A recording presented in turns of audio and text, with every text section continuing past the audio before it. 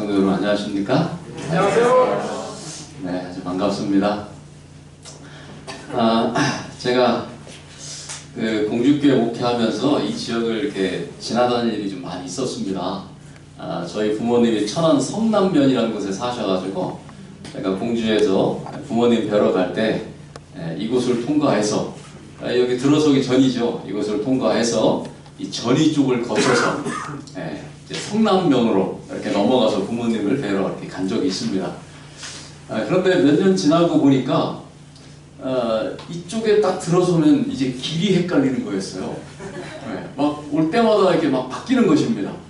그래서 사실 지금 저는 이 세종시에 들어오면 길을 잘 모릅니다. 어디가 어딘지 잘 모르고 오늘 교회 찾아올 때도 이 내비게이션의 도움을 받아서 이렇게 찾아왔습니다. 참 도시가 많이 커지고 또 이렇게 발전하고 있습니다. 정말 이에 따라서 우리 정말 세종행복교회도 하나님의 또 인도로 이렇게 성장하고 또 커지고 또 하나님의 은혜의 복음을 정말 널리 전파하는 그러한 사명을 잘 이루시는 교회가 되기를 간절히 바랍니다. 아멘. 이번 사경에는 하나님의 꿈과 연결된 교회라고 하는 이 교재를 가지고 이제 공부를 하게 됩니다.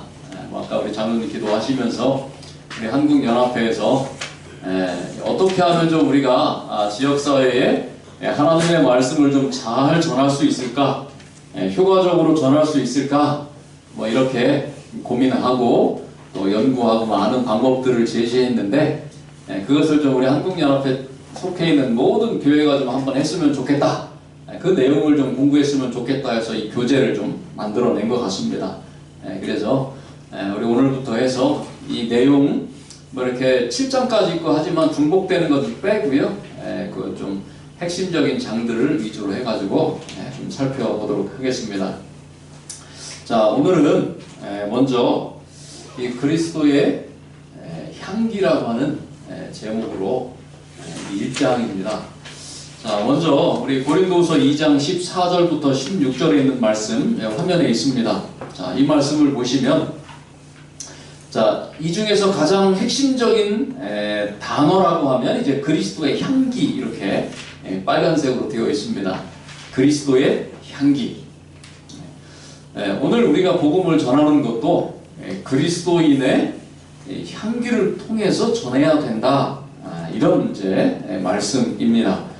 자, 여러분 전도를 하시기가 이게 쉽습니까? 어렵습니까? 이게 아주 쉬우면 얼마나 좋겠어요, 그렇죠?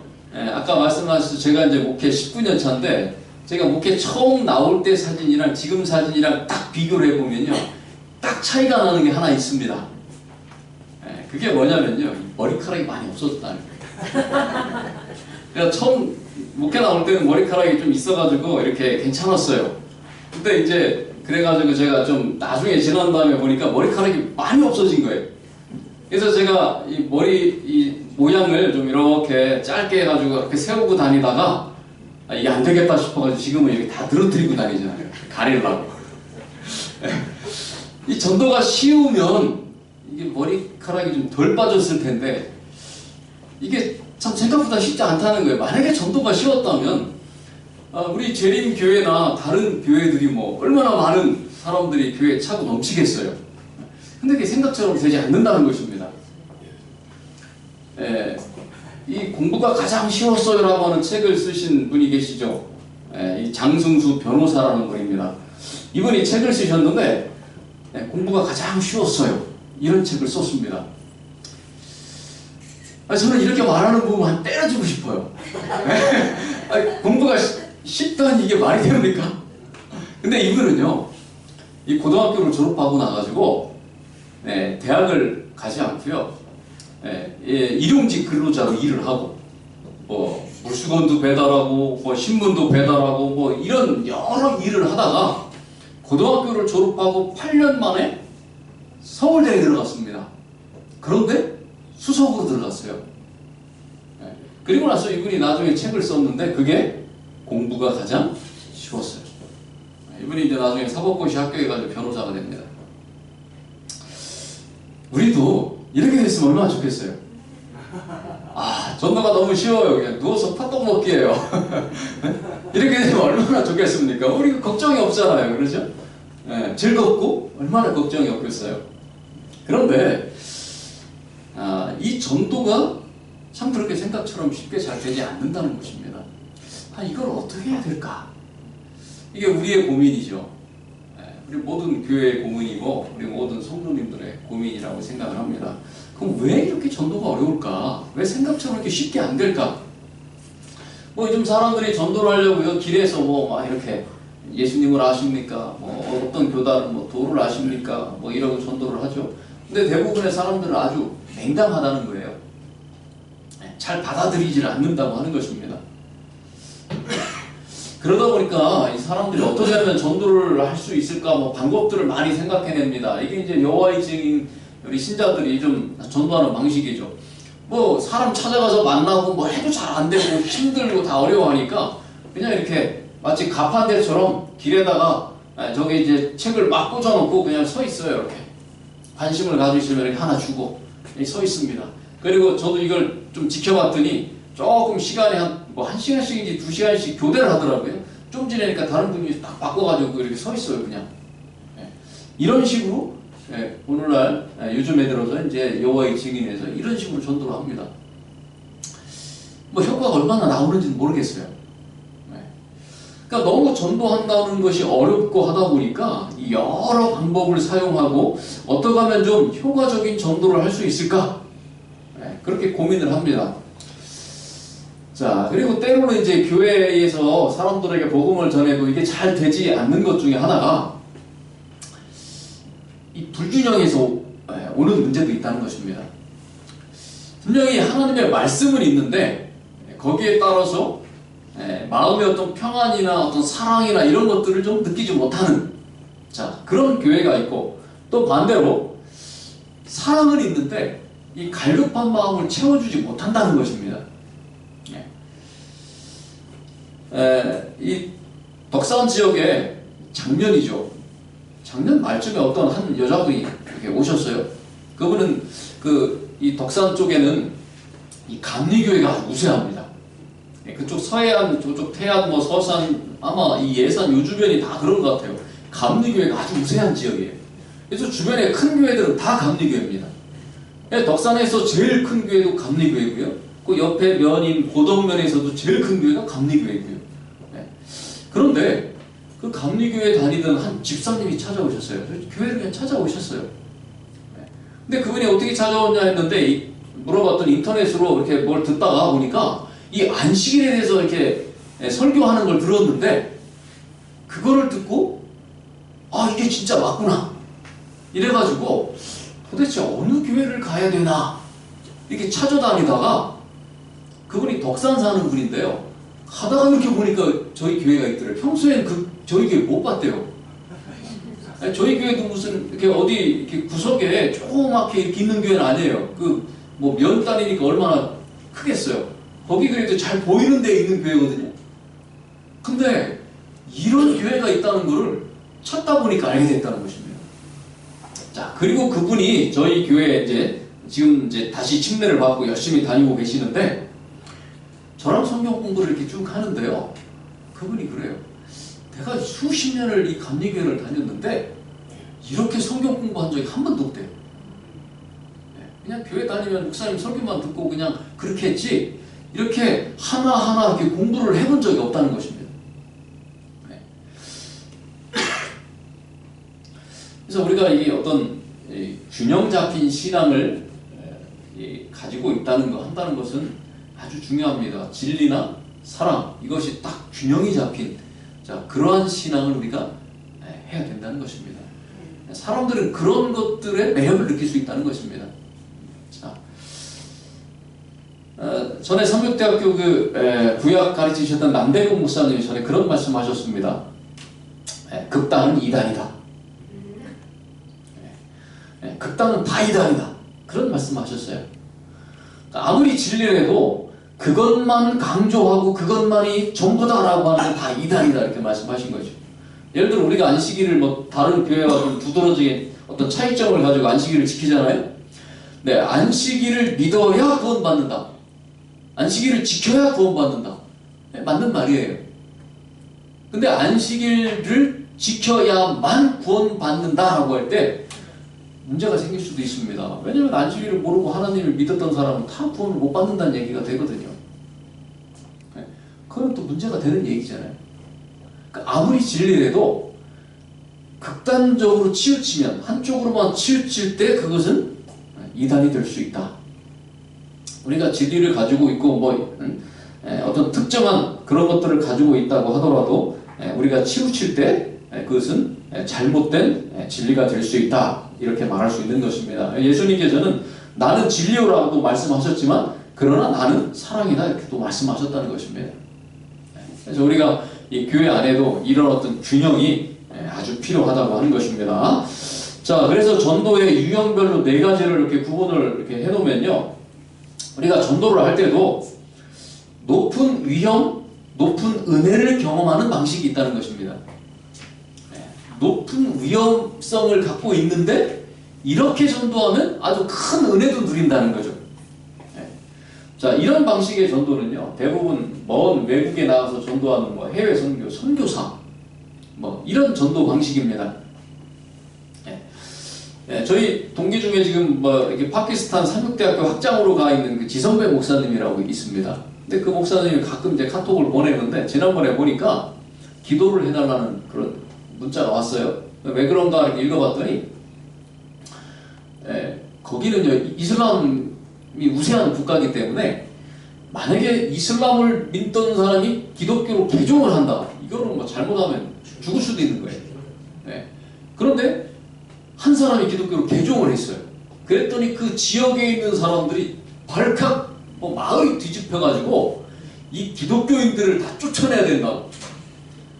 그래가지고 이 대학으로 막 들어오는 거예요. 그래가지고 그 대학에 경찰들이 주둔을 했어요. 이렇게 한두 명이 있는 게 아니고 많은 경찰들이 그 대학에 들어와서 대학을 지키고 있었어요. 그래서 이 대학을 위해서 기도해달라, 그렇게 문자를, 카톡을 보냈더라고요. 아주 위험하고 위험성이 높죠. 그러나 그곳에서 또 하나님을 믿는 그런 사람들이 이렇게 나타난다는 것입니다. 사실 목숨을 걸고 하나님을 믿는 사람들이 생겨난다는 것입니다. 높은 은혜를 경험하죠. 자, 이런 선교, 이런 유형의 선교가 있고요. 높은 위험인데 거기서 얻는 은혜는 낮은, 자, 이런 선교도 있다고 하는 것입니다. 어떤 경우인지 보면 이렇게 타 지역에 가서 선교를 한다든지 아니면 타 종교인한테 선교를 한다든지 하는 이런 부분에 있어서 거기서 얻을 수 있는 또 그 전도를 하면서 우리가 경험하는 그런 은혜는 높지 않다는 것입니다. 또 회의적인 경험을 할 수도 있다는 것입니다. 그게 쉽지 않은 일이기 때문에 그런 것입니다. 또 세 번째는 낮은 위험, 낮은 은혜. 위험도 없는데 은혜도 없어요. 이런 유형의 전도도 있다는 것입니다. 자, 이런 방식의 전도는 뭘까요? 제가 볼 때는 이게 이제 말하자면 저런 것 같아요. 씨 뿌리기 전도. 우리 연합회에서 엄청 강조했잖아요. 다 이렇게 낙엽처럼 뿌리라고 막 이렇게 얘기하잖아요. 우리 화요부인도 이렇게 낙엽처럼 기별을 다 뿌려라. 그런데 이 방식이 위험도 낮고 은혜도 낮다는 것입니다. 왜 그런가 하면요, 요즘에도 이제 그 씨 뿌리기 하는 분들이 계속 전국을 돌면서 지금 다 하고 있습니다. 이거 전라도 경상도 지역 다 한 것 같고요. 요즘에 이제 충청도 지역에서 하고 계시고, 지난달부터 이제 그 예산 쪽에서 그분들이 하고 계세요. 그 덕산 쪽에서 하고 계셔요.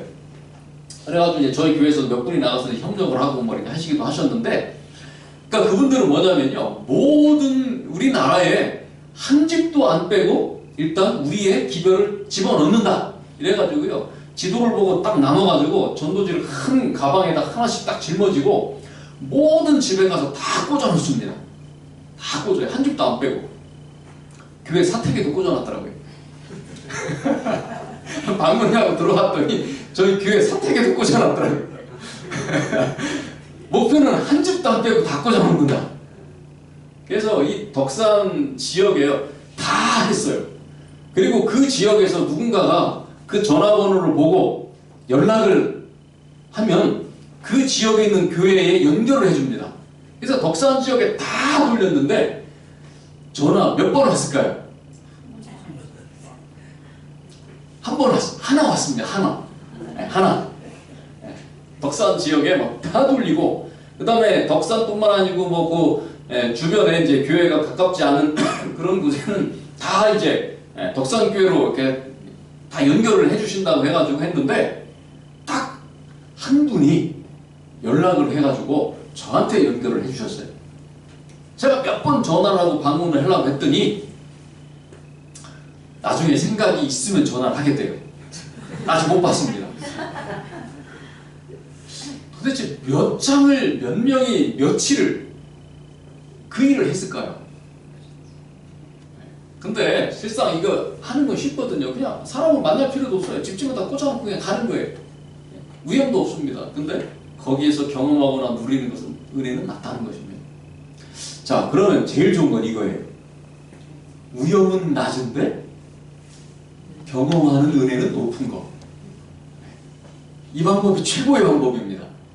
이건 누구나 할 수 있고, 위험이 없으니까요. 위험 부담이 적으니까 누구나 쉽게 할 수 있어야 되잖아요. 자, 이러면서도 그것을 통해서 경험하는 은혜는 아주 큰 거. 자, 이런 전도 방법.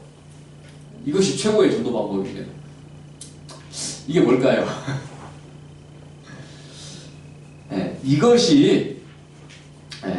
이것이 바로 요즘 말하고 있는 그 TMI, 가마력 선교, 이런 거다 이렇게 말하는 것입니다. 요즘에 뭐 가성비가 뛰어나다 이런 말을 하죠. 가격 대비 성능이 뛰어나다, 이것을 가성비라고 하는데, 요즘에 또 말을 또 거기서 좀 달리 나아가지고 가심비라는 말을 써요. 가심비. 투자한 것에 비해서 마음의 만족이 높은 걸 가심비라고 해요.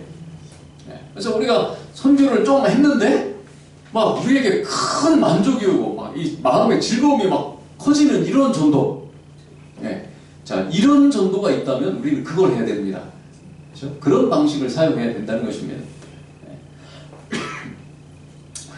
자, 그런 방식의 전도를 위해서 이제 이야기하는 것이 뭐냐면, 지금까지 4가지의 이런 방식의 전도를 우리가 다 해왔는데, 그것이 뭐 새로운 방법은 아니지만, 그러나 정말 그 효과적인 전도를 하기 위해서는 그 중에서 가장 좋은, 누구나 할 수 있는 그런 전도를 해야 된다. 그래서 이제 오늘날 이야기하는 것이, 많이 강조하고 있는 것이, 오늘 우리의 삶을 통해서 그들에게 영향을 끼치는 그러한 전도를 해야 된다. 그것은 마치 향기와 같은 것이다, 이렇게 이야기하는 것입니다. 오늘 우리 그리스도인이 삶을 통해서 그냥 향기로 전도를 하자는 거예요. 향기를 통해서. 자, 그런 방식의 전도를 하는 것이 가장 효과적인 전도다, 그렇게 이야기를 하는 것입니다. 자, 그래서 우리 이제 고린도서 2장 14절과 15절에 보면 뭐 하나님께서 우리를 인도해 주시고 우리가 가지고 있는 그 하나님의 말씀, 그 지식이 마치 우리가 가지고 있는 냄새라고 하면 그 냄새를 이제 향기로 승화시키는, 우리가 복음을 갖고 진리를 갖고 있는데, 그래서 우리가 교인이라는 건 사람들이 아는데, 그런데 그것을 이제는 뭘로 바꿔야 되냐면 향기로 바꿔야 된다는 거예요. 그래서 이 냄새라는 말이 유오디아라는 말인데, 좋음과 냄새가 합쳐져서 이루어진 말이다. 그래서 좋은 냄새를 우리가 사람들에게 이렇게 전해줄 때, 자, 그때 가장 효과적인 전도가 이루어진다. 자, 그렇게 이야기하는 것입니다.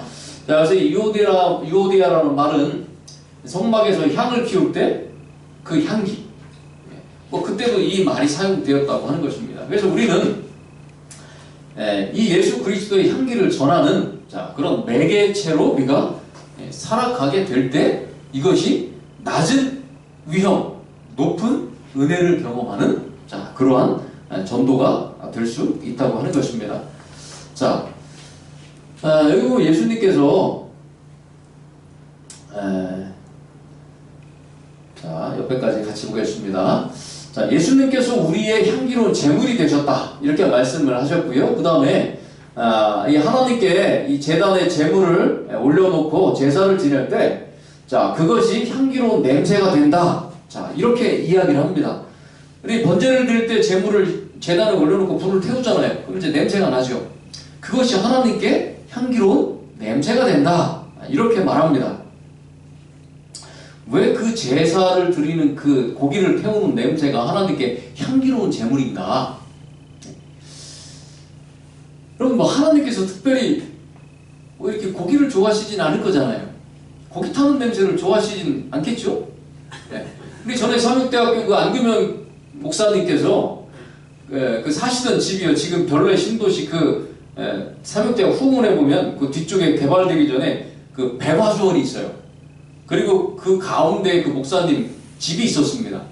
그 목사님 거기 사셨어요. 근데 어느 날 수업 시간에 그 목사님 그런 말씀 하세요. 목사님 말씀하신 스타일을 저는 뭐 이렇게 말씀하시거든요. 그러면서 저는 고기를 안 먹습니다. 그런데 저는 고기 냄새로 하루에 갈비를 한 4, 5인분은 먹고 삽니다. 이렇게 말씀하셔요. 왜 그러냐면 그 태릉 주변에 태릉 갈비 아시죠? 그러니까 목사님 댁에 고기 있는데 그 주변에 갈비집이 많아요. 그러니까 갈비를 불에 굽잖아요. 그러니까 냄새가 막 오니까 이분이 고기를 안 드시는데 갈비를 몇 인분씩 드신다는 거예요. 그 냄새가 고기를 안 드시는 이 목사님에게는 향기가 될까요? 악취가 될까요? 견디기 힘들죠. 자, 하나님께서 분명히 동물을 죽여서 뭐 이렇게 고기를 태우는 그 향기를 맡으시면서 향기 좋다 이러실 분은 아니라는 거예요. 그런데 하나님께서는 그것을 향기로운 제물로 받으신다고 했어요. 그게 왜 하나님께 향기로운 제물이 될까요? 왜냐면요, 그거는 죄인을 구원하기 위한 희생이기 때문에 그래요. 그 제물이 죽어서 태워져서 향기가 나는 그 향기가 사실 하나님께 향기로운 게 아니고 그것을 통해서 죽을 죄인이 지금 구원을 받는다는 것입니다. 그것이 하나님께 기쁨이 되는 것입니다. 그것을 그렇게 표현을 하신 것이죠. 동물의 희생은 그것은 죄인을 살리기 위한 헌신이고 희생이기 때문에 그렇다고 하는 것입니다. 자, 그래서 예수님께서는요, 자, 여기 보니까 에베소서 5장 2절에 보니까 자신을 버리사 향기로운 제물이 되셨다 이렇게 말씀하셔요. 예수님 자신을 버리셔서 향기로운 제물이 되셨다. 예수님의 죽음을 통해서 죄인을 구원하실 수 있기 때문에 그것이 향기로운 제물이다. 이렇게 표현을 하셨다고 하는 것입니다. 자, 그러면요, 우리가 다른 사람을 구원에 이르도록 하기 위해서 우리도 향기가 되어야 되잖아요. 그렇죠? 우리도 그리스도인의 향기를 품어야 됩니다. 예수님의 향기가 되어야 돼요. 그러면 향기가 되기 위해서는 우리도 어떻게 해야 되냐면 예수님이 하신 것처럼 나를 버리는 경험이 있어야 되는 것이죠. 그런 경험 없이 우리가 향기가 될 수 없다는 것입니다. 다른 사람을 위해서, 다른 사람의 구원을 위해서 나 자신을 예수님처럼 희생하고 버릴 때 그때 우리가 비로소 향기가 될 수 있다는 것입니다. 자, 이러한 전도를 이야기하고 있습니다. 종로의 계단에 보면 그리스도의 사랑이 마음속에 있으면 마치 좋은 향기 같아서 그것을 숨길 수 없는 것이다. 우리가 예수 그리스도의 그 사랑을 갖고 다른 사람을 위해서 나 자신을 버리고 희생하고 헌신하고 이렇게 되면 자연스럽게 우리 안에 있는 그리스도의 사랑이 향기로 발산된다는 거예요. 그것을 통해서 영혼을 구원하는, 자, 그러한 방법, 자, 이러한 방법이 사실 오늘 우리가 할 수 있는 그런 가장 효과적인 선교 방법이라고 하는 것입니다. 자, 그래서 오늘날 이 복음을 어떻게 전하느냐, 이게 아주 중요한 거예요. 복음을 복음답게 전해야 됩니다. 복음을 복음답게 전해야 돼요. 근데 오늘날 이 복음을 전하는 방식이 보면 그렇지 않았다는 것입니다. 뭐 이렇게 겁을 주거나 위협을 하는 것이죠. 뭐 이런 거. 오늘 하나님 안 믿으면 당신 오늘 저녁에 죽으면 끝입니다. 그러니 죽기 전에 하나님 믿으십시오.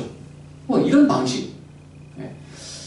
뭐 사람들이 이것을 좋아하지 않아요. 예수, 천국, 불신, 지옥 막 이렇게 들고 다니면서 막 예수님 믿으면 천국 가지만 안 믿으면 다 지옥 갑니다 막 이러고 다니잖아요. 그러니까 하나님 안 믿는 사람들이 볼 때는 얼마나 기분이 안 좋겠어요. 우리는 뭐 그냥 하나님 믿으니까 그런가 보다 하는데 하나님 안 믿는 사람들이 볼 때는요 아주 기분 나쁘다는 거예요.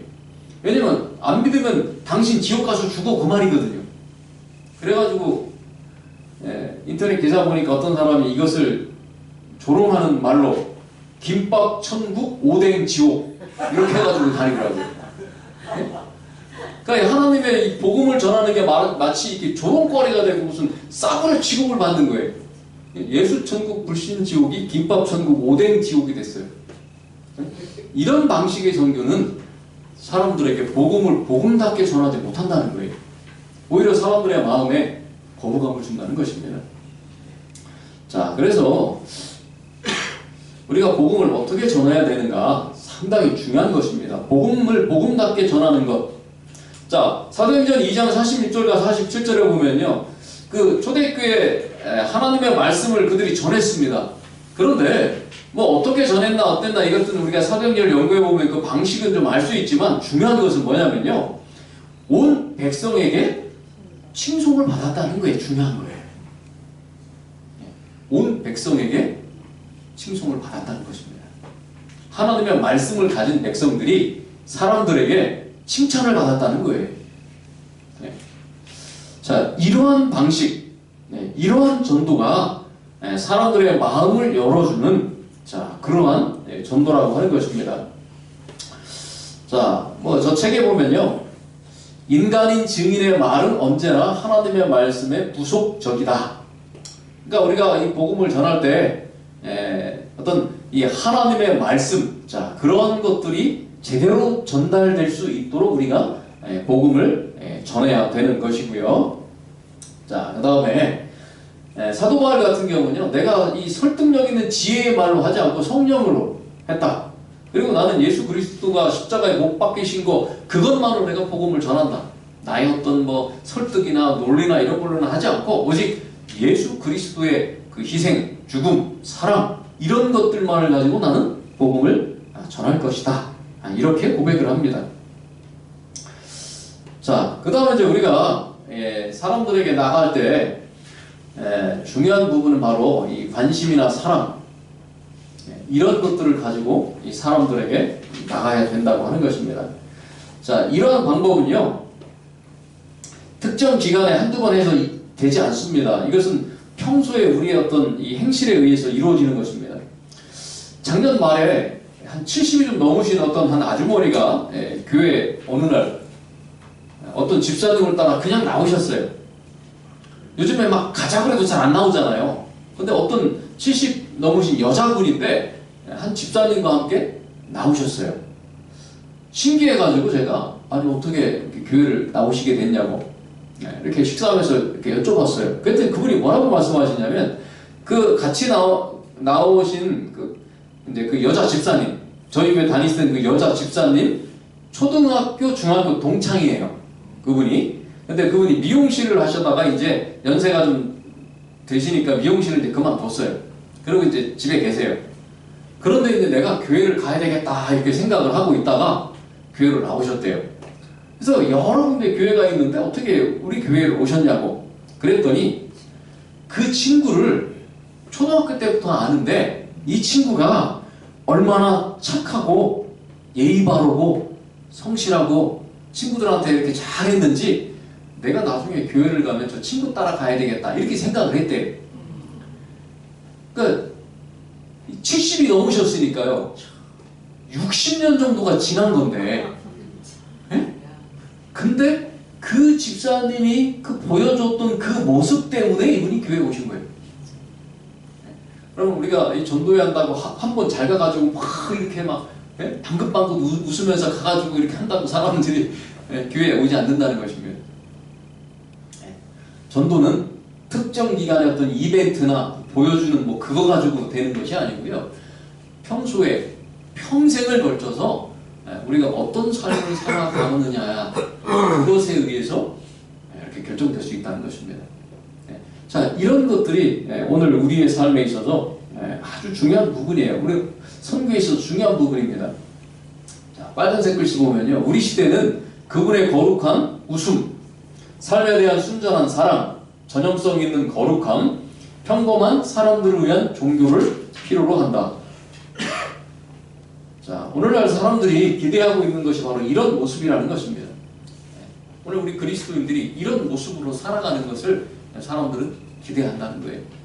그리고 그렇게 살아갈 때 그것이 선교가 된다는 것입니다. 자,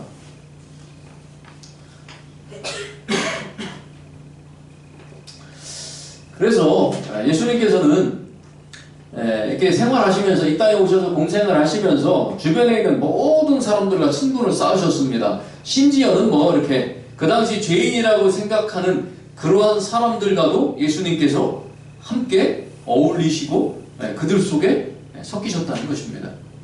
자, 그렇게 예수님께서 살아가셨는데 우리 가려 뽑은 기별에 보면요, 참 이 부분이 우리 그리스도인들, 특히 우리 재림교인들이 상당히 어려워해요.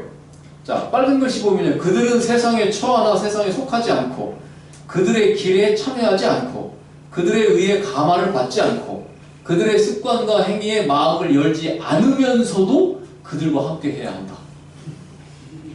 야, 이게 참 어렵죠? 예, 같이 하라는 건지 말라는 건지 어렵잖아요. 이게 될까 하는 거예요. 아, 참 어려운 일이긴 합니다. 예, 저는 뭐 이게 운동을 옛날부터 대학 다닐 때부터 테니스 하나만 합니다. 다른 운동 안 하고 그냥 테니스만 해요. 그냥 시간 되면 운동을 합니다. 제가 지금 덕산에 가 있는데도 그 옆에 바로 학교가 있는데 학교에 이렇게 테니스 코트가 있어서 매일 저녁 7시마다 모여요. 그래서 제가 시간이 될 때마다 7시 가는 것을 운동을 그 동네 분들이랑 할 수 있어요. 그 동네 클럽에 가입을 했기 때문에 이제 그 동네 분들이랑 교인은 저 하나예요. 우리 교인은 저 혼자입니다. 근데 그 중에는 뭐 감리교인도 있고 천주교인도 있고 뭐 여러 데 있지만 우리 재림교인은 저 혼자입니다. 그리고 뭐 제가 이제 목사니까 뭐 다 알죠. 그래서 올 이제 1월에 지난주에 이제 원래회라고 다 한 번씩 모여서 이제 운동도 하고 뭐 이렇게 하는 한 달에 한 번씩 모이는 그 모임이 있어요. 근데 이제 회장이 바뀌었어요. 그 테니스 회장이 바뀌어가지고 첫 번째 이제 모임을 갖고 회장이 이제 인사를 합니다. 인사를 하면서 아, 여러분 참 이렇게 모여주셔서 감사합니다. 우리 연세 많으신 우리 고문님 1년 동안 우리 회가 잘 진행될 수 있도록 좀 많이 조언해 주십시오. 뭐 우리 뭐 역할을 맡은 뭐 책임을 맡은 뭐 이렇게 총무나 뭐 이렇게 다 이렇게 도와주시고 다 협력해 주시고 다 그렇게 해주시길 잘 부탁드립니다. 막 인사를 해요. 그러더니 저를 쳐다보더니 아, 목사님 이 시간에 목사님께 뭐 기도를 해달라고 부탁드리긴 어렵지만 거기 뭐 천주교인도 있고 감리교인도 있고 교인 아닌 사람도 있고 불교 다니는 사람도 다 있잖아요. 그러니까 거기서 기도해달라고 할 수는 없잖아요. 그런데 그분이 그러나 목사님 저희 회를 위해서 항상 기도해 주시죠? 네, 기도해 주세요. 거기서 그렇게 이야기를 하더라고요. 네. 제가 뭐 그분들이랑 같이 이렇게 원래 하면서 뭐 술 마시거나 뭐 같이 막 그렇게 하진 않아요.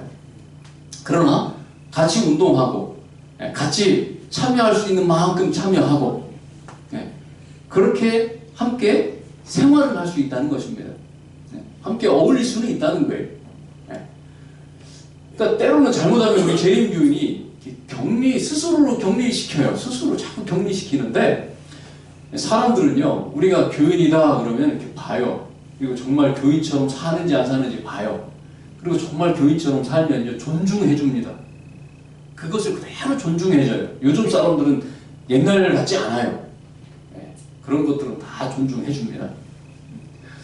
얼마든지 우리가 영향력을 끼치면서요, 그들과 섞이지 않으면서 그들의 감화를 받지 않으면서 우리의 감화를 끼치면서 살 수 있어요. 그렇게 하라는 것입니다. 자, 그래서 이사야 6장 8절에 누가 갈 것이냐? 저 세상을 향해서 누가 갈 것이냐? 그때 저 세상을 향해서 가라고 하시는데 저는 세상에 속해서 살아갈 수 없으니까 못 갑니다. 이러면 갈 사람이 없다는 것이죠. 누군가는 제가 가겠습니다라고 하고 가야 된다는 것입니다.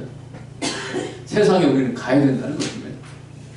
자, 그래서 여기 보면 시대 소망에 보면요, 우리는 다른 사람들로부터 자신을 격리시켜서는 안 된다.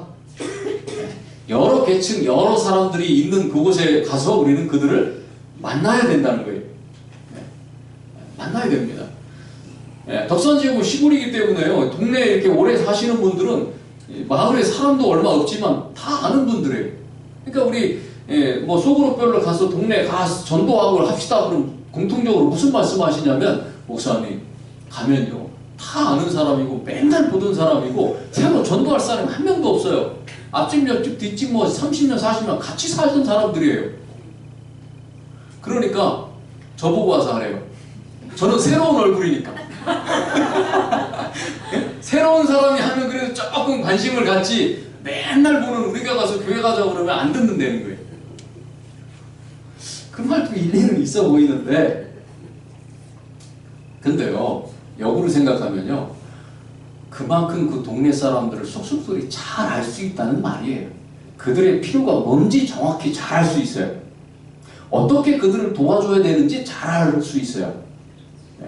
오히려 더 효과적으로 전도할 수 있어요. 거기서 30년, 40년 사실 살았으면 거기 주변에 있는 사람 다 교회 나와야 돼요. 그때 놀라운 거는요, 교회가 여기 있으면 그 주변에는 교인이 없어요. 제가 지금 다녔던 이렇게 여러 교회들도 돌아보면 교회가 있으면 그 주변에는 교회를 안 다녀요. 제가 지금 덕산교회도 갔더니 교회 바로 밑에 천주교인이 살고 있는데 교회랑은 막 안 좋아요. 교인들도 막 싫어하고 거기도 교회를 막 싫어해요. 그래가지고 야, 그 이러면 안 되는데, 내가 저랑 집사람이랑 막 집에 뭐 떡 생기면 막 갖다 떡 갖다 주고, 교회 막 두유 있으면 막 선교용 두유 싸놓은 거 있으면 막 그것도 막 갖다 줘요. 그냥 밑에 막 갖다 주고, 눈 오면 그 집 앞까지 막 다 쓸어주고. 이번에 교회 큰 나무가 있어서 베는데 그 집에도 보면 아카시아 나무 두 그루가 이 지붕 막 덮고 있어요. 저희 교회랑 경계인데 그 아저씨가 나오시더니, 아, 베는 김에 이것도 뱄으면 좋겠다 이러시는 거예요. 근데 잘못해서 그 배다 그 지붕으로 떨어지면 그분들 성향으로 볼 때 이게 난리가 나겠어요. 그래가지고, 아, 아저씨 이거 이때 떨어지면 우리가 이거 그거 겁나서 못 베겠다고. 뵐 때 아저씨가 좀 나와서 같이 하시든지 좀 하시라고. 그렇게 말씀드렸더니 어디로 갔나 사라지셨어요. 그래가지고 교인들이랑 그걸 하면서 어떻게 할까 고민하다. 아, 그래, 아저씨가 그렇게까지 이야기를 하셨는데 우리 합시다. 배버립시다. 그래가지고 교인들이랑 막 이렇게 저쪽으로 안 넘어가게 줄을 매가지고 막 땡겨가면서, 제가 그거 하다가 그 나무한테 한 대 맞아가지고 멍이 들었어요. 이게 땡기는데 나무가 생각지도 않게만 이쪽으로 넘어오는 거예요. 한 대 맞았어요. 잘못하면 뭐 더 다칠 뻔했는데 다행히 여기만 멍 들고 말았더라고요. 그래가지고 다 뱄어요. 해가지고 해놨더니 저녁 때쯤 되니까 이분이 들어오시더라고요. 그러면서 친구랑 약속이 있어가지고 저기 바다 안면도 쪽으로 뭐 점심을 먹으러 갔다 왔대요. 그러더니 딱 보니까 나무를 딱 깔끔하게 베놨잖아요. 그랬더니 그 부부가 다 오더니, 아이고 고맙다고 인사를 막 하는 거예요. 나무를 이렇게 잘라놨는데 그 나무가 그분들이 좀 이렇게 자꾸 쳐다보는 게 좀 탐이 나는 것 같아요. 그래가지고 제가, 아니 이 나무가 필요하세요? 아, 내가 필요한 게 아니고 내가 아는 사람 중에 나무를 떼는 사람이 있다고, 그러시면 연락해서 가져가라 그러시라. 그랬더니 쭉 그렇게 얘기했더니 조금 있으니까 보니까 막 트럭 갖고 와서 막 싫더라고요. 근데 제가 가만히 봤더니 그 아주머니가 빗자루를 들고 나와서 저희 교회 뒤를 깨끗이 쓸고 있더라고요. 원수지간까지는 아니었는데 그래도 많이 부드러워진 것 같아요. 그럼 우리가 정말 이 사람들과 함께 이렇게 살면서 우리 주변에 있는 사람들, 주위에 있는 사람들에게, 아, 우리가 정말 이 하나님을 믿는 그리스도인이구나라고 하는 그런 모습들을 보여줘야 된다는 것입니다. 그것이 퍼져나가게 된다는 것입니다. 자, 그래서 우리가 이웃에 있는 사람들을 위해서 일하는 것이 우리의 특별한 의무다. 하나님을 믿는 우리는 이웃을 위해서, 그들을 위해서 뭔가 해야 된다는 거예요. 그것이 당연히 해야 될 우리의 의무라는 것입니다. 하나님께서 우리에게 주신 거예요. 자, 오늘날 사람들이요, 교회를 멀리 하는 것은요, 이 세상이 세속화됐기 때문이 아니고 교회가 세속화됐기 때문에 그래요. 이 말은 뭐냐면요, 교회가 교회다워야 되는데 세상과 똑같기 때문에 그렇다는 거예요. 세상은 나한테 서운하게 하면 그걸 그대로 갚아주고, 그렇죠? 나를 기분 나쁘게 하면 나도 쫓아가서 그대로 기분 나쁘게 해줘야 되고, 나한테 피해를 입히면 나도 가서 피해를 입히고, 세상은 그래요. 그런데 교회도 그렇게 되기 때문에 사람들이 교회를 멀리 한다는 것입니다. 세상과 다를 게 없기 때문에 굳이 교회에 가려고 하지 않아요. 자, 그래서 교회는 교회다운 모습을 가져야 되는데, 그것은 바로 예수 그리스도께서 우리에게 보여주신 그러한 사랑의 향기를 우리가 가지고 있을 때, 자, 그런 차이를 만들어낼 수 있다고 하는 것입니다. 자, 그리고 사람들이, 우리 교인들이 전도를 하기가 참 어려워하는 이유가 뭐냐면, 내가 거기에 대한 확신이 없기 때문에 그렇다는 거예요. 사실 전도의 1차적인 대상은 누구냐면 자기 자신입니다. 그럼 우리가 뭐 다른 사람한테 전도한다고 그러잖아요. 근데 사실 그 전도의 1차적인 대상은 자신이 돼야 돼요. 내가 전도의 그 동력을 얻지 못하면, 내가 갖고 있지 않으면 사실 전도하기는 아주 어려운 거예요.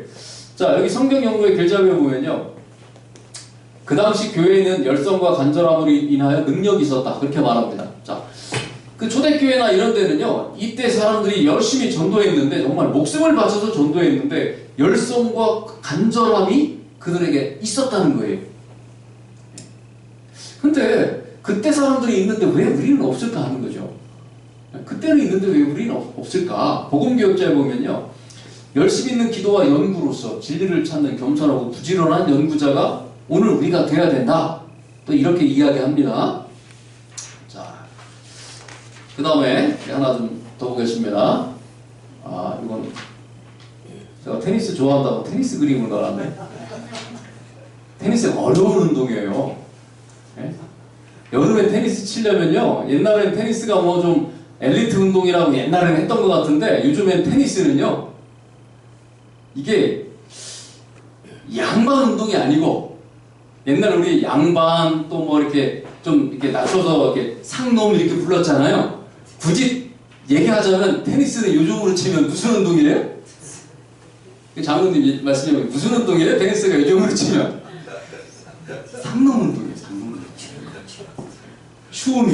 추운데 벌벌 떨면서 운동해야죠. 비 오면 못하지, 눈 오면 못하지, 여름에 더운데 막 땡볕에서 해야죠. 땀을 얼마나 흘리는지요. 막 이렇게 땀이 툭툭 떨어져요. 이 클럽에서 운동하면서 여름에 사람들이 그래요. 이야, 내가 테니스를 좋아하니까 운동 이거 하지, 돈 주고 하나도 안 하겠다. 한 게임만 여름에 치고 나면요, 이 짜도 땀이 날 만큼 완전히 젖어요. 밤에 쳐도. 그런데 이거를 즐겁게 해요. 아주 즐거운 마음으로 합니다. 그렇게 땀이 날 정도로 일을 하라 그러면 아마 힘들 거예요. 근데 즐겁게 한다는 거예요. 아주 즐겁게. 왜 그럴까요? 투쟁과 용기라는 책에 보면요, 마가는 그의 마음 가운데 하나님의 은총을 느꼈으며 복음 전도 사업에 자신을 전적으로 바치고 싶었다. 여러분, 우리가 전도를 하게 나가기 전에요, 저런 마음, 하나님의 사랑과 은혜, 이런 것들을 우리가 경험하고 체험해서 나 자신이 이런 어떤 동기가 되지 않으면 전도하기 참 어려워요. 근데 초대교회 전도하러 나갔던 사람들, 정말 목숨을 걸고 했던 사람들은 이런 경험들을 한 사람들이라는 것입니다. 그래서 전도가 쉬웠다는 거예요. 그래서 땀을 뻘뻘 흘리고 막 힘들게 다녔는데도 힘든 줄 몰랐다는 거예요. 자, 그러한 전도, 그것이 오늘 우리가 해야 되는, 나 자신이 먼저 경험해야 되는, 자, 그러한 준비라고 하는 것입니다. 예레미야 20장 9절에 보니까요, 예레미야가 말하기를, 내가 하나님의 이름을 나가서 전하지 않으면 내 가슴이 터질 것 같다, 이렇게 말합니다. 근데 하나님께서 나에게 주신 사랑과 은혜, 이 구원을 생각하면 내가 이것을 전하지 않으면 뭐 내 가슴이 그냥 답답해가지고 막 터질 것 같아서 내가 견딜 수가 없다. 그렇게 이야기를 하죠. 이런 사람들에게 전도는 그렇게 어려운 것이 아니라는 것입니다. 그래서 거듭난 사람의 마음속에 가장 먼저 생기는 충동은 다른 사람을 하나님께로 인도하고자 하는 그런 마음이 생긴다고 했습니다. 그래서 우리 자신에게 먼저 전도를 해야 돼요. 저런 마음이 생기도록 하나님의 말씀을 내가 먼저 읽고 그 말씀에 감동을 얻고 하나님의 사랑 이런 것들을 내가 먼저 체험하고 이런 경험이 있어야지만 자 이런 것들이 가능하게 된다고 하는 것입니다. 자 그래서 저 책에 보면요 자, 사랑과 능력의 예수님이 우리 안에 거하실 때에 우리를 변화시키는 그런 능력이 된다고 했습니다. 예수님의 그런 사랑이 우리 마음속에 먼저 가득하게 될 때 우리가 그러한 심령의 변화를 일으키게 된다고 하는 것입니다. 자, 고린도후서 2장 16절에요. 이런 사람들은 세상이 결코 감당할 수 없게 된다는 것입니다. 하나님을 드러내는 그리스도의 향기를 뿜어내는 자, 그것이 즐겁고 행복한 자, 그런 사람들은 세상이 어떻게 할 수 없다는 것입니다.